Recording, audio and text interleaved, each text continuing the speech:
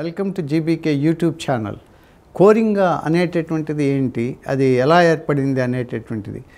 కోరింగా ఇసుక దిబ్బ, అదేవిధంగా వచ్చేసి మనకి పులికాట్ ఇసుక దిబ్బలు అనేటటువంటివి ఉన్నాయి. ఇవి సముద్రం యొక్క నిక్షేపణ చర్యల వల్ల వచ్చేసి ఏర్పడినటువంటి. సాధారణంగా సముద్రం ఏమవుతుందంటే తరంగాలు అనేటటువంటి తీర ప్రాంతంలో ఉండేటటువంటి అవక్షేపాలని అవి తీరంలో వచ్చేసి తరంగాలు వచ్చేసి నిక్షేపణ చేయడం జరుగుతుంది. సముద్ర తీర ప్రాంతంలో ఇసుక దిబ్బలు అనేటటువంటి ఏర్పడతాయి.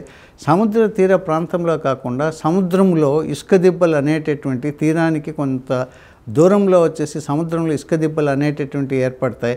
అలాంటి వాటిని ఏమని పిలుస్తామంటే వచ్చేసి షోల్ అనేటటువంటి పేరుతో వచ్చేసి పిలుస్తాం. ఇవి షోల్ అంటాం. కాబట్టి కోరింగా ఇసుక దిబ్బ అనేటటువంటిది ఒక షోల్, అది సముద్రంలో వచ్చేసి ఏర్పడేటటువంటి ఇసుక దిబ్బ అనేటటువంటిది. ఈ వీడియోని లైక్ చేయండి, షేర్ చేయండి, సబ్స్క్రైబ్ చేయండి.